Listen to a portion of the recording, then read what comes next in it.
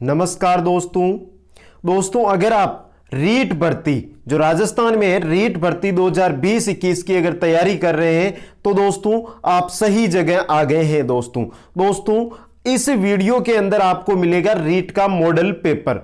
तो दोस्तों model paper रहेगा ये 14 नंबर का मॉडल पेपर। इससे पहले हमने 13 मॉडल पेपर अपलोड कर दिए हैं जो अगर आप देखना चाहते हैं तो प्ले लिस्ट के अंदर जाकर देख सकते हैं, जहां पर आपको रीट मॉडल पेपर नाम से फोल्डर मिल जाएगा। और दोस्तों नए साथी इस चैनल को सब्सक्राइब कर ले और अधिक से अधिक शेयर करके जो भी साथी रीट भर्ती की तैयारी कर रहे हैं उनको हमारे साथ जोड़े। दोस्तों बात कर लेते हैं लेवल की।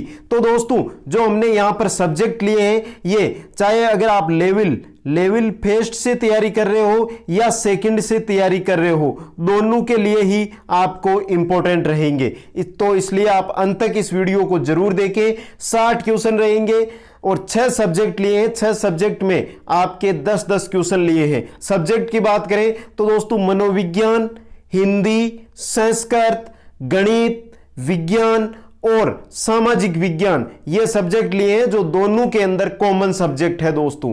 तो दोस्तों शुरू करते हैं। सबसे पहले हम देखेंगे मनोविज्ञान। आराम से आप अंत तक वीडियो को मेरे साथ देखते रहे, बहुत ही आपके लिए लाभदायक वीडियो रहेगा दोस्तों। सबसे पहले मनोविज्ञान, पहला क्वेश्चन आपकी स्क्रीन पे है दोस्तों। क्वेश्चन क्या है दोस्तों? शिक्षण अधिगम की सूचना प्रक्रिया इंफॉर्मेशन प्रोसेस जिस अधिगम सिद्धांत से संबंधित है वो है कौन सा है दोस्तों? व्यवहारवाद के सिद्धांत से, संज्ञानात्मक सिद्धांत से, साहचर्यवाद के सिद्धांत से, गेस्टाल्टवाद के सिद्धांत से। दोस्तों क्वेश्चन का कमेंट करने से पहले आपको मैं एक जानकारी और देना चाहता हूं। आप अपना जो स्कोर है वो अंत में कमेंट करके जरूर बताएं। आप अपना हर क्वेश्चन में कमेंट करते रहें और अपने आप को चेक करते रहें। और 60 में से अगर आपने 40 प्लस क्वेश्चन सही कर दिए तो समझ लो इस बार रेट में 125 प्लस आपके पक्का है दोस्तों। तो पहला क्वेश्चन राइट आंसर रहेगा आपके ऑप्शन नंबर 2। संज्ञानात्मक सिद्धांत से इंफॉर्मेशन प्रोसेस किस अधिगम सिद्धांत से संबंधित है? संज्ञानात्मक सिद्धांत से। चलते हैं क्वेश्चन नंबर 2 की ओर। 2 नंबर क्वेश्चन है दोस्तों आपका, सीखने की प्रक्रिया में विद्यार्थी द्वारा की गई त्रुटियों के संबंध में आपकी दृष्टि से निम्नलिखित में से कौन सा कथन सर्वोत्तम है दोस्तों? विद्यार्थी को कभी भी त्रुटियां नहीं करनी चाहिए। त्रुटियां अधिगम प्रक्रिया का भाग है। विद्यार्थी की लापरवाही के कारण त्रुटियां होती है।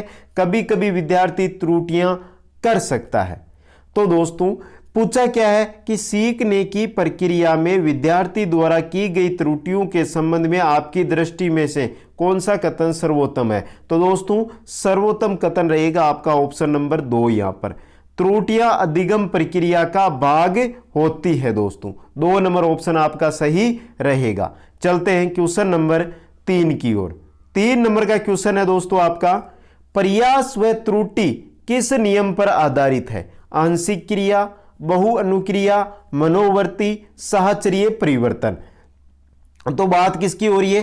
प्रयास एवं त्रुटि की। तो प्रयास और त्रुटि है वो किस नियम पर आधारित है दोस्तों? बहु अनुक्रिया के नियम पर आधारित है। ऑप्शन नंबर 2 आपका सही रहेगा। चलते हैं क्वेश्चन नंबर 4 की ओर। 4 नंबर का क्वेश्चन है दोस्तों आपका, शिक्षा मनोविज्ञान के संदर्भ में सर्वाधिक उपयुक्त कथन है। शिक्षा मनोविज्ञान दर्शन शास्त्र की एक शाखा है। शिक्षा मनोविज्ञान की शिक्षा के क्षेत्र में एक शाखा है। शिक्षा मनोविज्ञान अध्ययन एवं शिक्षण है। शिक्षा मनोविज्ञान मन का शिक्षित विज्ञान है। तो दोस्तों यहां पर बात हो रही है कि शिक्षा मनोविज्ञान के संदर्भ में सर्वाधिक उपयुक्त कथन है। तो उपयुक्त कथन रहेगा आपका ऑप्शन नंबर 2। शिक्षा मनोविज्ञान की शिक्षा के क्षेत्र में एक शाखा है दोस्तों। और यह क्वेश्चन है जो बहुत बार पूछा भी जा चुका है, याद रखना है। शिक्षा मनोविज्ञान है जो मनोविज्ञान की शिक्षा के क्षेत्र में एक शाखा है दोस्तों। चलते हैं क्वेश्चन नंबर 5 की ओर। 5 नंबर क्वेश्चन बहुत अच्छा क्वेश्चन है दोस्तों, ध्यान से पढ़ना। ए ब स 3 शिक्षार्थी अंग्रेजी पढ़ते हैं जिनके अलग अलग लक्ष्य हैं। ए विषय रोचक है, वह भावी जीवन में काम आएगा। ए ये बात बोलता है। बी क्या बोलता है? कक्षा में पहला स्थान प्राप्त करना है। किसमें? अंग्रेजी में। और स बोलता है परीक्षा उत्तीर्ण होने वाले ग्रेड प्राप्त हो जाए, यानी कि परीक्षा यहाँ पर उत्तीर्ण नहीं है दोस्तों, उत्तीर्ण है, परीक्षा उत्तीर्ण होने वाले नंबर मुझे प्राप्त हो जाए। ये तीनों के कथन है ए, ब और स के। निष्पादन, निष्पादन उपेक्षा निपुणता का सही क्रम बताइए। दोस्तों शायद ऐसे क्वेश्चन आपने बहुत कम पढ़े होंगे, लेकिन जो आज का पैटर्न चल रहा है, आज की शिक्षक भर्तियों में जैसे क्वेश्चन मनोविज्ञान से पूछे जा रहे हैं, उसी पर आधारित ये क्वेश्चन है दोस्तों। यहां पर बात हो रही है निष्पादन की। निष्पादन, निष्पादन उपेक्षा और निपुणता का सही क्रम बताना है, तो आपका 4 नंबर ऑप्शन सही रहेगा दोस्तों। आप आसानी से इस क्वेश्चन को देख के, इंपॉर्टेंट क्वेश्चन है, स्क्रीनशॉट ले ले एक बार सभी साथी इसका। चलते हैं क्वेश्चन नंबर 6 की ओर। 6 नंबर क्वेश्चन है आपका, बाल केंद्रित शिक्षा के लिए किस मनोवैज्ञानिक ने शिक्षा शास्त्रियों का ध्यान केंद्रित किया था? कोहलर ने, फ्राइड ने, रूसो ने, स्किनर ने। तो बाल केंद्रित शिक्षा के लिए किस मनोवैज्ञानिक ने शिक्षा शास्त्रियों का ध्यान केंद्रित किया था? रूसो ने किया था। यह क्वेश्चन तो दोस्तों बहुत बार मैंने मनोविज्ञान के जो हमारी सीरीज चलती है उसके अंदर पूछा है आपसे। चलते हैं 7 नंबर क्वेश्चन की ओर।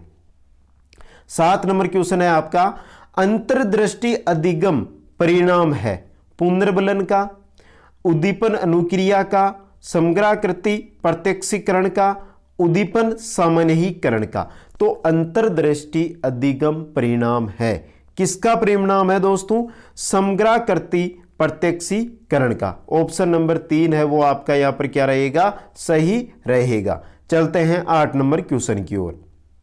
8 नंबर क्वेश्चन है दोस्तों आपका, शारीरिक परिवर्तन के लिए जिन शब्दों का प्रयोग किया गया है वह शब्द है अभिवृद्धि, विकास, परिपक्वता या उपरोक्त सभी। बात किसकी हो रही है? शारीरिक परिवर्तन की हो रही है। तो दोस्तों शारीरिक परिवर्तन के लिए जिन शब्दों का प्रयोग किया गया है वह है आपके दोस्तों अभिवृद्धि। कौन से है? अभिवृद्धि। दोस्तों 9 नंबर का आपके क्वेश्चन है वो रहेगा, क्रिया प्रसूत मुख्यतः बल देता है शिक्षक पर, वातावरण पर, पुनर्बलन पर, अधिगम सामग्री पर। तो बात किसकी हो रही है? क्रिया प्रसूत की। तो क्रिया प्रसूत है दोस्तों ये मुख्यतः पुनर्बलन पर बल देता है। और ये सिद्धांत आपने पढ़ा होगा, क्रिया प्रसूत का सिद्धांत, उसके अंदर आपको पता होगा ये सर्वाधिक बल किस पर देता है? पुनर्बलन पर बल देता है। चलते हैं क्वेश्चन नंबर 10 की ओर। 10 नंबर क्वेश्चन है दोस्तों हमारा, समावेशी शिक्षा के संदर्भ में भाषा शिक्षण के लिए अनिवार्य है विभिन्न प्रकार की गतिविधियों का उपयोग, व्याकरणिक संकल्पनाओं का अधिकाधिक अभ्यास, एकांकी शिक्षण में सभी की भागीदारी, भाषा कौशलों का उपयुक्त अभ्यास। तो दोस्तों यहां पर बात हो रही है कि समावेशी शिक्षा के संदर्भ में भाषा शिक्षण, जो भाषा शिक्षण है उसके लिए अनिवार्य है। क्या है? विभिन्न प्रकार की गतिविधियों का उपयोग, विभिन्न प्रकार की गतिविधियों का उपयोग रहेगा दोस्तों। तो दोस्तों ये थे हमारे शिक्षा मनोविज्ञान के 10 क्वेश्चन। आगे हम देखते हैं लैंग्वेज के रूप में हम लेते हैं भाषा। तो दोस्तों भाषा फर्स्ट के रूप में लो या सेकंड के रूप में लो, लेकिन जो इंपॉर्टेंट चीज है वो रहेगी आपकी, उसी को लेकर हम लेकर आए हैं हिंदी दोस्तों, लैंग्वेज के रूप में हिंदी। चलते हैं पहले क्वेश्चन की ओर। 11 नंबर क्वेश्चन है दोस्तों, निम्नलिखित में से किसमें स्वर संधि है? अधोसुख, सज्जन, वागजाल और मोहोदधि। तो दोस्तों यहां पर पूछा क्या है कि किसके अंदर स्वर संधि है?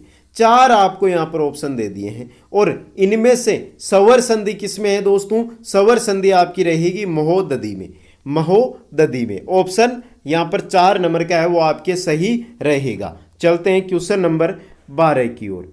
बहाव शब्द में प्रयुक्त प्रत्यय कौन सा है? बात यहां पर दोस्तों उपसर्ग की नहीं हो रही है, किसकी हो रही है? प्रत्यय की हो रही है। तो बताना है आपको बहाव शब्द में प्रत्यय कौन सा है? ब है, हाव है, आव है, आवा है। जल्दी से बता दो आप भी साथ में। तो दोस्तों क्या प्रत्यय है? आव प्रत्यय है दोस्तों, बहाव के अंदर आव प्रत्यय है दोस्तों। चलते हैं क्वेश्चन नंबर 13 की ओर। 13 नंबर क्वेश्चन है दोस्तों, परमेश्वर में कौन सा समास है? द्वंद्व है, क्रमधारय है, तत्पुरुष है, अव्ययी भाव समास है। परमेश्वर, परमेश्वर के अंदर कौन सा समास होगा? कर्मधारय समास होगा दोस्तों। चलते हैं क्वेश्चन नंबर 14 की ओर। 14 नंबर का क्वेश्चन है दोस्तों, निम्न में से असुर का पर्यायवाची नहीं है। बात यहां पर पर्यायवाची की हो रही है, लेकिन पूछा है कि असुर का पर्यायवाची कौन सा नहीं है। धनुज, दानव, दैत्य, यक्ष। तो दोस्तों असुर की बात हो रही है तो धनुज भी है, दानव भी है, दैत्य भी है, तो यक्ष है जो पर्यायवाची नहीं है। ऑप्शन आपका 4 नंबर सही रहेगा। चलते हैं 5 नंबर क्वेश्चन की ओर। 5 नंबर का क्वेश्चन है दोस्तों आपका, निम्नलिखित में से शुद्ध वर्तनी का चयन कीजिए। 4 जो शब्द दिए गए हैं इनमें से शुद्ध शब्द कौन सा है। प्राककथन, प्राककथन, प्रकथन, प्राकथन, प्रकाथन। तो इनमें से शुद्ध शब्द का आप चयन कीजिए दोस्तों, जल्दी से कमेंट कर दो। और जो सही रहेगा वो रहेगा आपका ऑप्शन ए। क्या रहेगा? प्राककथन। ये क्या है? शुद्ध शब्द है दोस्तों। चलते हैं 16 नंबर क्वेश्चन की ओर। 16 नंबर क्वेश्चन है दोस्तों, यद्यपि में प्रयुक्त संधि का नाम है गुण संधि, अयादि संधि, यण संधि, दीर्घ संधि। शब्द क्या है? यद्यपि। यद्यपि के अंदर कौन सी है दोस्तों? यदा प्लस अपि, तो कौन सी संधि होगी? यण संधि होगी दोस्तों। ऑप्शन आपका 3 नंबर सही रहेगा। चलते हैं क्वेश्चन नंबर 17 की ओर। 17 नंबर क्वेश्चन है दोस्तों, निम्नलिखित में से उपसर्ग रहित शब्द कौन सा है? किस शब्द में उपसर्ग नहीं लगा है? सुयोग, विदेश, अत्यधिक, सुरेश। तो किस शब्द में है दोस्तों? साफ दिखाई दे रहा है, सुयोग में है, विदेश में है, अत्यधिक में है, तो सुरेश के अंदर कोई उपसर्ग प्रयुक्त नहीं हुआ है। चलते हैं 18 नंबर क्वेश्चन की ओर। 18 नंबर आपका क्वेश्चन रहेगा दोस्तों, निम्नलिखित में से शुद्ध वर्तनी का चयन कीजिए। ज्येष्ठ, ज्येष्ठ है, ज्येष्ठ है, जेठ है, ज्येष्ठ है। तो इनमें से शुद्ध शब्द का आपको चयन करके बताना है। और दोस्तों मेरा एक ही लक्ष्य है कि अब की बार हर एक छात्र जो मेरे साथ जुड़ा हुआ है वो रीट में अधिक से अधिक नंबर लेकर आए और अपना नाम रोशन करे, अपने गांव में, अपनी तहसील में, अपने ज़िले में एक टीचर बन के।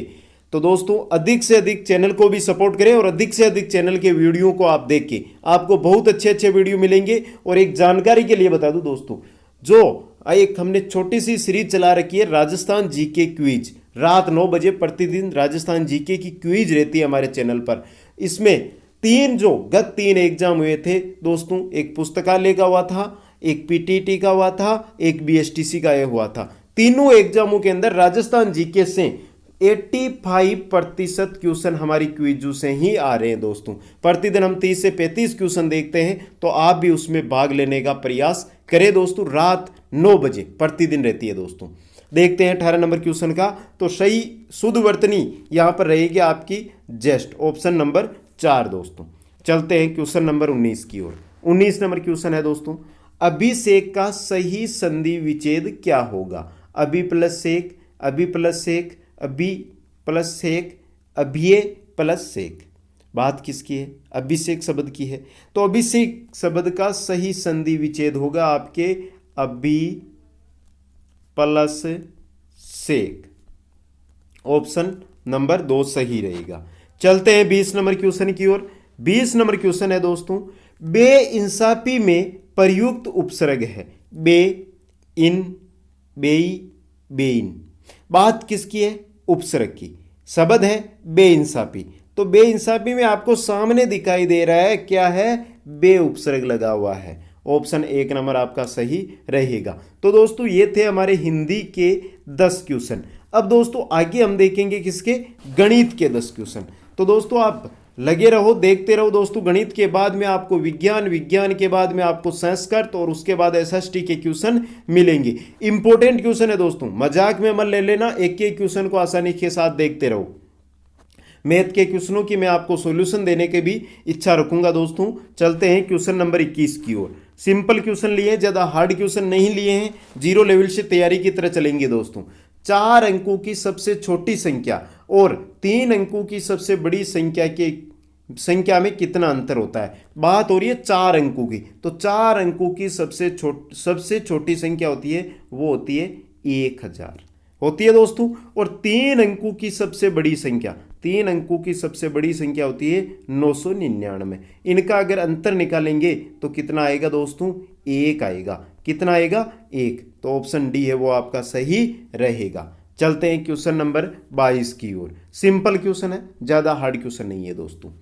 बात है दोस्तों यहां पर 2600 रुपए का 5% वार्षिक ब्याज दर से 6 माह का साधारण ब्याज होगा।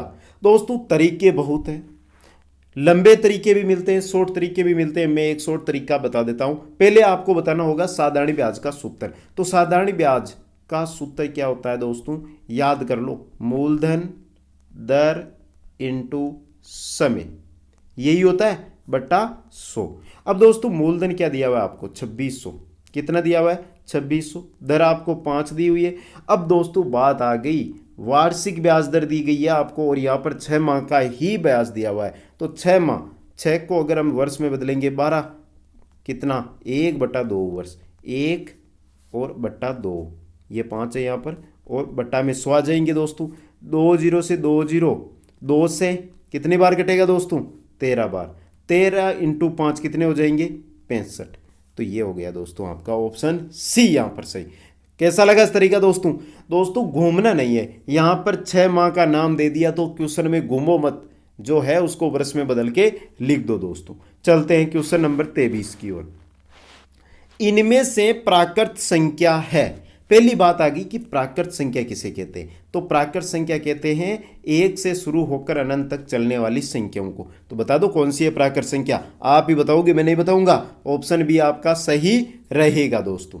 चलते हैं क्वेश्चन नंबर 24 की ओर। 24 नंबर का क्वेश्चन है दोस्तों हमारा, 600 रुपये का 10% वार्षिक ब्याज की दर से 2.5 वर्ष का ब्याज होगा। 600 रुपये दिए, सूत्र वही काम में आएगा, साधारण ब्याज वाला। वार्षिक ब्याज दर दिए 10, समय कितना दे दिया दोस्तों हमको, यहाँ पर समय यहाँ पर आपको दे दिया है 2.5 वर्ष।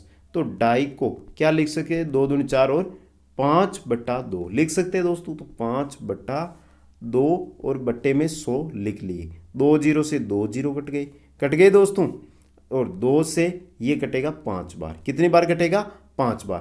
5 5 25, और 25 को 6 से गुणा करेंगे तो 150। ऑप्शन सी है आपका वो सही रहेगा दोस्तों। चलते हैं क्वेश्चन नंबर 25 की ओर। 25 नंबर क्वेश्चन है दोस्तों, 2 प्राकृत संख्याओं का योग हमेशा एक प्राकृत संख्या होगा। अब 4 ऑप्शन दिए गए, इनमें से आपको चॉइस करना है कि यह बात क्या है। एक अप्रिमेय संख्या होगा, अवास्तव संख्या होगा, आवश्यक नहीं है प्राकृत संख्या हो, प्राकृत संख्या होगा। बात किसकी है, 2 प्राकृत संख्या। 2 प्राकृत संख्या ले लेते हैं हम, 2 + 2 योग कितना हो गया, 4। तो 4 क्या है, एक प्राकृत संख्या ये, तो क्या होगा, प्राकृत संख्या ही होगा। ऑप्शन डी आपका सही रहेगा। चलते हैं क्वेश्चन नंबर 26 की ओर। 26 नंबर का क्वेश्चन है दोस्तों आपका, साधारण ब्याज की किस दर से 9,000 का 5 वर्ष का साधारण ब्याज 5400 हो जाएगा। यहां पर आपको ब्याज दे दिया है, कितना दे दिया है, 5400। ब्याज कितना दिया है, 5400। मूलधन कितना दिया है, 9000। समय कितना दिया है, 5 वर्ष, और दर नहीं दी है तो दर को हम x मान लेते हैं, बट्टा में 100 लिख लेते हैं। 2 0 से 2 0 कट गए, 1 0 से 1 0 कट गया। 9 से अगर इसको हम काटेंगे तो 60 बार कट गया।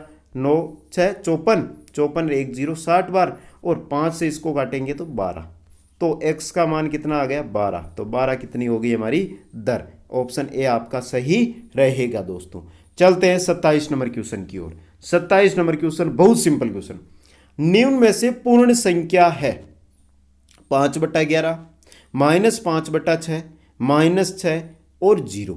बात हो रही है पूर्ण संख्या। पूर्ण संख्या 0 से शुरू होकर अनंत तक चलने वाली संख्या ये पूर्ण संख्या कहलाती है। तो कौन सी होगी आपकी, ऑप्शन डी आपका सही रहेगा, 0 पूर्ण संख्या है दोस्तों।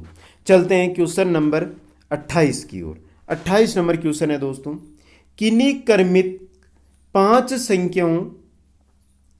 संख्याएं क ख ग ग ग ड का औसत है 62। तो क व हड़ का गुणनफल क्या होगा। 5 संख्याएं दी हुई है और 5 संख्याओं का औसत आपको कितना दिया, 62। तो 5 संख्याएं होगी कितनी, 62 को 5 से गुणा करेंगे 310। औसत आपको 62 दिया हुआ तो ये 62, मध्य संख्या आ गई, एक हो जाएगी 60, एक हो जाएगी 58, 62, 64 और 66, जोड़ लो इनको, 310 हो रहा नहीं, हो रहा है दोस्तों 310, तीनों पांचों संख्याओं को जोड़ लो 310 ही होंगे। अब पूछा क्या है आपको पूछा प्रथम क संख्या और हृदय संख्या का गुणनफल। 58 को 66 से अगर आप गुणा करोगे तो आपका जो मान आएगा दोस्तों वो मान आएगा 3828, करके देख लो, ऑप्शन सी सही रहेगा। चलते हैं क्वेश्चन नंबर 29 की ओर। पूर्णांकों के लिए कौन सी संक्रिया सवर्त नहीं है? भाग, घटाव, गुणन, योग। बात हो रही है पूर्णांक के लिए, तो पूर्णांक के लिए कौन सी संक्रिया है जो सवर्त नहीं है? भाग देना पूर्णांक के लिए नहीं है, घटाव कर दो, गुणा कर दो, जोड़ दो, बाकी कुछ ही कर लो, भाग मत दो दोस्तों पूर्णांकों के लिए। चलते हैं क्वेश्चन नंबर 30 की ओर। 30 नंबर का क्वेश्चन है दोस्तों आपका, क्रमिक 5 सम संख्याओं का योग 420 है, तो तीसरी और पांचवी संख्या का योग क्या होगा? बहुत अच्छा क्वेश्चन दिया है दोस्तों। क्या दिया है यहां पर? 3 क्रमिक 5 सम संख्याएं दी है, संख्याएं हैं वो क्या है दोस्तों? सम संख्याएं हैं। अब पता क्या करना है आपको यहां पर आपको बताना है कि जो ये 5 संख्याएं हैं आपके, इनका योग आपको कितना दे दिया? 420 दे दिया दोस्तों। तो तीसरी व पांचवी, पहले तो 420 में आप किसका भाग दो? 420 में आप 5 का भाग दे दो, कितना आता है दोस्तों? 420 में 84 आ जाएगा। अगर ये 84 आ गया तो ये तो क्या आ गया? आपका मध्य संख्या आ गई। इससे 2 तो ऊपर होगी, एक तो 82 हो जाएगी, एक 80 हो जाएगी, 86 हो जाएगी, 88 हो जाएगी। ये 5 संख्याएं जोड़ लो इनको आप, कितना आ रहा है? 420 योग आ रहा है दोस्तों, आ रहा है। अब आपको पूछा क्या है? तीसरी और पांचवी संख्या का योग पूछा है, तो अगर आप 84 और 88 को जोड़ोगे तो 172 आएगा। ऑप्शन बी आपका सही रहेगा दोस्तों। तो दोस्तों ये थे हमारे गणित के 10 सवाल। आगे हम देखते हैं विज्ञान के क्वेश्चन। चलते हैं पहले क्वेश्चन की ओर। पहला क्वेश्चन है दोस्तों आपका, लेखलांस्य सेल में कैथोड और एनोड के रूप में किसका प्रयोग किया जाता है? तांबे तथा जस्ते का, जस्ते तथा कार्बन की छड़ का, लोहे तथा तांबे की छड़ का, लोहे तथा जस्ते की छड़ का। तो दोस्तों लेखलांसी सेल बात आ रही है, तो लेखलांसी सेल में कैथोड में किसका प्रयोग किया जाता है दोस्तों? जस्ते का। और एनोड में कार्बन की छड़ का प्रयोग किया जाता है। ऑप्शन बी आपका सही रहेगा। चलते हैं 32 नंबर क्वेश्चन की ओर। 32 नंबर का क्वेश्चन है दोस्तों, बैरोमीटर का पाठ्यांक जब धीरे धीरे नीचे गिरेगा तो होगा। बैरोमीटर होता है, सभी जानते होंगे। अगर उसका पाठ्यांक है जो धीरे धीरे धीरे धीरे नीचे गिर रहा है तो क्या होगा? कोहरा लगने की संभावना रहती है, तापमान में गिरावट होगी, दिन साफ रहने की संभावना रहती है, तापमान में बढ़ोतरी होगी। तो क्या होगी दोस्तों? दिन साफ रहने की संभावना रहेगी। ऑप्शन आपका स है वो यहाँ पर सही रहेगा दोस्तों। चलते हैं क्वेश्चन नंबर 33 की ओर। 33 नंबर का क्वेश्चन है दोस्तों, किसी गैस की आंतरिक ऊर्जा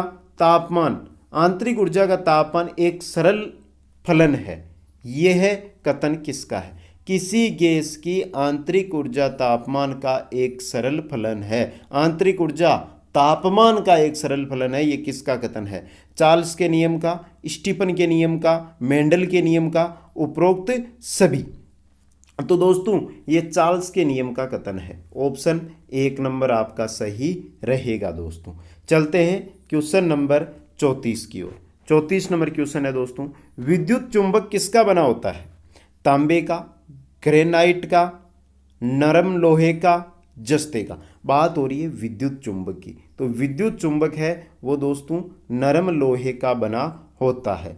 चलते हैं 35 नंबर क्वेश्चन की ओर।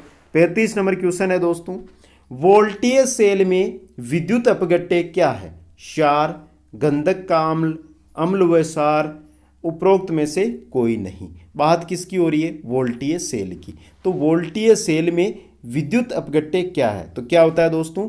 गंधक का अम्ल विद्युत अपघट्य होता है। ऑप्शन वह आपका सही रहेगा। चलते हैं क्वेश्चन नंबर 36 की ओर।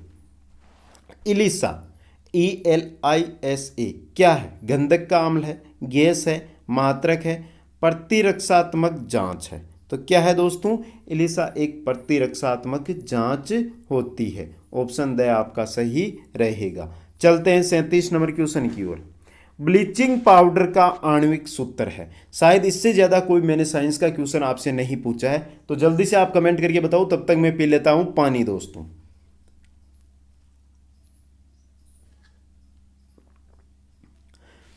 तो दोस्तों बात किसकी कर रहे हैं? ब्लीचिंग पाउडर के आणविक सूत्र की। ब्लीचिंग पाउडर का आणविक सूत्र होता है CaOCl, ये होता है ब्लीचिंग पाउडर का आणविक सूत्र। चलते हैं 38 नंबर क्वेश्चन की ओर। माचिस उद्योग में प्रयोग किया जाने वाला रसायन है फास्फोरस, सोडियम, पोटेशियम फॉस्फेट, मेनिजाइटिस। क्या है जो माचिस उद्योग में प्रयुक्त किया जाता है दोस्तों एक जानकारी और बता दो, ये क्वेश्चन है मैंने जो साइंस की हमारी क्विज रहती है, मैं 1-2 दिन के बाद साइंस के भी क्वेश्चन अपलोड करता रहता हूँ चैनल पे, उनमें आपको ये क्वेश्चन मैंने कल या परसों ही पूछा था दोस्तों। और दोस्तों अगर वीडियो आपको पसंद आ रहा है तो आप ईमानदारी के साथ, जो भी रेट के मेरे साथी है, प्यारे साथी है, वो एक बार कृपया करके ईमानदारी के साथ इस वीडियो को शेयर जरूर करें। लाइक मत करो लेकिन दोस्तों शेयर कर दो। हर एक साथी रीट के अभ्यर्थी के पास ये वीडियो पहुंचना चाहिए, ना कोई फीस, बिल्कुल दोस्तों आपके लिए फ्री में है, तो इसलिए शेयर जरूर करें दोस्तों। मेरी जो ये मेहनत कर रहा हूं इसका फल आप सभी को मिलना चाहिए। तो माचिस उद्योग में प्रयोग किया जाने वाला रसायन होता है पोटेशियम फास्फेट दोस्तों। ऑप्शन है आपका सही रहेगा। चलते हैं क्वेश्चन नंबर 39 की ओर। विद्युत प्रतिरोध मापा जाता है वोल्टमीटर में, ओम में, एम्पियर में, हर्ट्ज में। विद्युत प्रतिरोध किस में मापा जाता है दोस्तों? ओम में मापा जाता है। ऑप्शन ब आपका सही रहेगा। चलते हैं क्वेश्चन नंबर 40 की ओर। 40 नंबर का क्वेश्चन है दोस्तों, किसके इलाज में कीमोथेरेपी का उपयोग किया जाता है? एड्स, टीबी, बुखार या कैंसर। बात किसकी हो रही? कीमोथेरेपी। तो दोस्तों कीमोथेरेपी है वो कैंसर के इलाज में प्रयुक्त की जाती है। ऑप्शन द आपका सही रहेगा। तो दोस्तों ये 10 क्वेश्चन हो गए हमारे विज्ञान के। अब तक हमने शिक्षा, मनोविज्ञान, हिंदी, गणित और विज्ञान के क्वेश्चन देख लिए हैं दोस्तों। आगे हम देखते हैं भाषा के रूप में, जो हम चयन करते हैं लैंग्वेज के रूप में, तो संस्कृत के 10 क्वेश्चन। चलते हैं पहले क्वेश्चन की ओर। 41 नंबर क्वेश्चन रहेगा। बहुत अच्छे अच्छे क्वेश्चन है दोस्तों, आराम से देखते जाइए आप। 7 सूत्रेण निष्पादितम पदम निष्कृष्ट है, वागिस, संसष्ट है, प्रश्न है। 7 सूत्रेण निष्पादितम पदम, तो दोस्तों प्रश्न है। ऑप्शन ग आपका है वो सही रहेगा दोस्तों। चलते हैं क्वेश्चन नंबर 42 की ओर। अहनित्यस्य पदान्ते स्यात् अहम, अहन, इति, च। तो दोस्तों अहनियतस्य पदान्ते स्यात् अहन। ऑप्शन ख आपका सही रहेगा। चलते हैं 43 नंबर क्वेश्चन की ओर। परवर्ती विधातो भवति वारणम, वर्णम, गरणम, तरणम। परवर्ती ही विधातो भवति। दोस्तों थोड़ी सी संस्कृत ऐसा सोच लो कि मेरी भी कुछ दिक्कत आती है संस्कृत लैंग्वेज में, तो दोस्तों माफी चाहता हूँ अगर कुछ मिस्टेक हो जाए वहाँ। बस मैं प्रयास यही रहता है कि आपको जो जानकारी दूंगा वो दूंगा 100% सही। गलत मैं कभी कुछ जानकारी नहीं दूंगा, लेकिन थोड़ी सी लैंग्वेज है उसमें बोलने में दिक्कत आ सकती है, इसके लिए मैं आपसे क्षमा चाहता हूँ। तो परवर्ती विधातो भवति ही, तो राइट आंसर रहेगा वारणम। ऑप्शन ए आपका सही रहेगा दोस्तों। चलते हैं 44 नंबर क्वेश्चन की ओर। विराम इति योगे विभक्ति स्यात् तृतीया, द्वितीया, चतुर्थी, पंचमी। विराम, तो दोस्तों कौन सी विभक्ति रहेगी? पंचमी विभक्ति। ऑप्शन डी आपका सही रहेगा दोस्तों। चलते हैं 45 नंबर क्वेश्चन की ओर। लेप लोपे सति कस्मिन स्थाने पंचमी स्यात्। ध्यान से देखो, लेप लोपे सति कस्मिन स्थाने पंचमी स्यात्। अधिकरणे, अपादाने, उभ्यो को ओनपि। तो दोस्तों अप्पादानी, अप्पादानी पंचमी विभक्ति। चलते हैं क्वेश्चन नंबर 46 की ओर।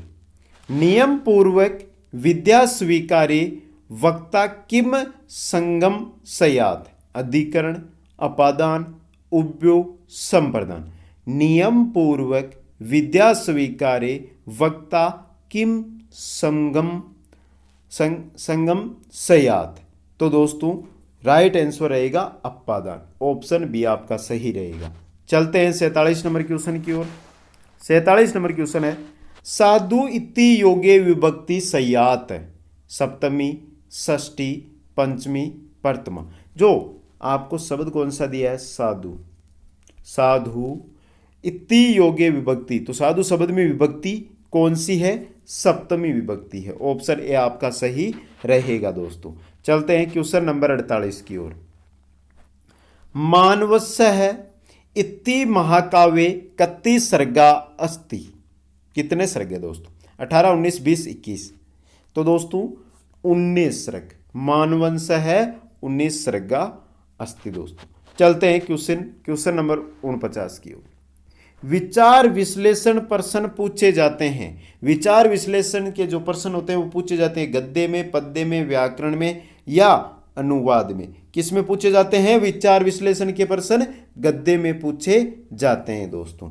चलते हैं 40 नंबर क्वेश्चन की ओर। 40 नंबर क्वेश्चन है दोस्तों, काठिन्य निवारण नहीं होता है व्याकरण पाठ योजना में, अनुवाद पाठ योजना में, गद्य पाठ योजना में, पद्य पाठ योजना में। तो काठिन्य निवारण नहीं होता है व्याकरण पाठ योजना में, ऑप्शन 1 नंबर आपका सही रहेगा। तो दोस्तों ये संस्कृत के 10 क्वेश्चन हमारे हो चुके हैं। अब आगे हम देख लेते हैं राजस्थान जीके का हो, सामाजिक विज्ञान का हो, एसएसटी का हो, सभी के मिलाकर क्वेश्चन देख लेते हैं। बात एक ही है, नाम अलग अलग है दोस्तों। चलते हैं पहले क्वेश्चन की।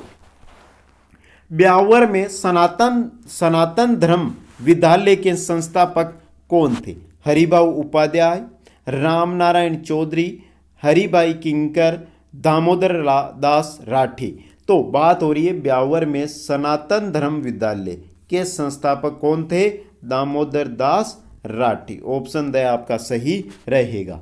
चलते हैं क्वेश्चन नंबर 52 की ओर। 52 नंबर क्वेश्चन है दोस्तों आपका, 30 मार्च 1989 को भारत के संचार मंत्रालय ने किसकी याद में डाक टिकट जारी की, प्रताप सिंह बारट, अर्जुन लाल शेट्टी, गोपाल सिंह, राव गोपाल सिंह खरवा। बात हो रही है 30 मार्च 1989 को भारत के संचार मंत्रालय ने किसकी याद में डाक टिकट जारी की थी, तो की थी राव गोपाल सिंह खरवा की याद में दोस्तों। चलते हैं क्वेश्चन नंबर 53 की ओर। शूद्र मुक्ति पुस्तक के लेखक कौन थे, अर्जुन लाल शेट्टी, जोरावर सिंह, प्यारे राम, रघुवर दयाल गोयल। शूद्र मुक्ति पुस्तक के लेखक कौन थे, अर्जुन लाल शेट्टी थे दोस्तों, ऑप्शन ए है वो आपका सही रहेगा दोस्तों। 53 क्वेश्चन, 7 क्वेश्चन शेष बचे हैं। एक बार सभी मित्रों से फिर से निवेदन दोस्तों, वीडियो को लाइक करो और सभी मित्रों के पास शेयर कर दो। मैं ये चाहता हूं दोस्तों कि कम से कम करो तो 5 मित्रों के पास शेयर जरूर कर दो दोस्तों, आपकी बहुत बड़ी मेहरबानी होगी दोस्तों।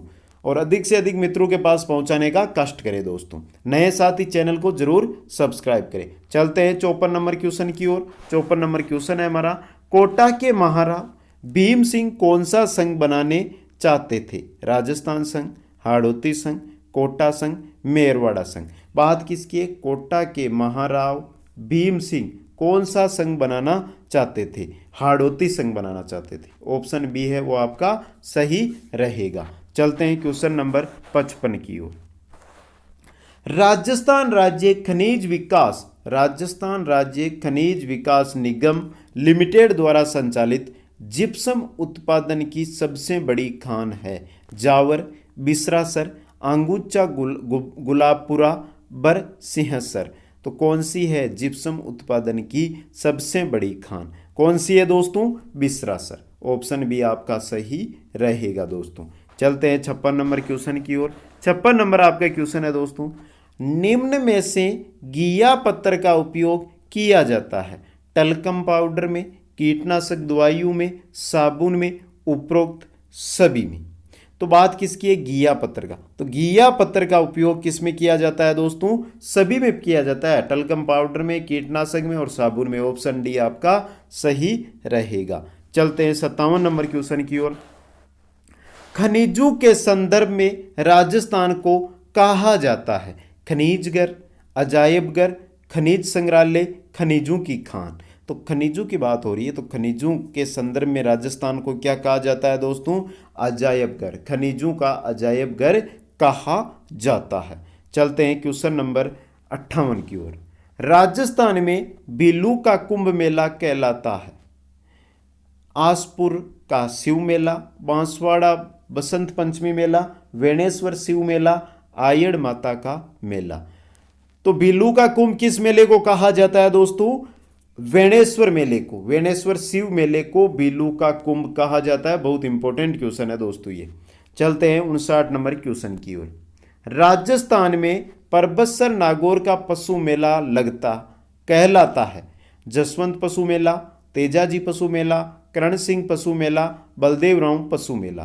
तो परबतसर जो नागौर के अंदर एक शहर है, नागौर जिले में, वहां पर पशु मेला लगता है, उसको तेजाजी पशु मेला कहते हैं दोस्तों। और दोस्तों आय की दृष्टि से राजस्थान में सबसे बड़ा पशु मेला है दोस्तों। चलते हैं क्वेश्चन नंबर 60 की ओर। 60 नंबर क्वेश्चन आपकी स्क्रीन पे दोस्तों। राजस्थान में रुणेचा के मेले की वह विशेषता जो सुखी समाज के लिए आवश्यक है?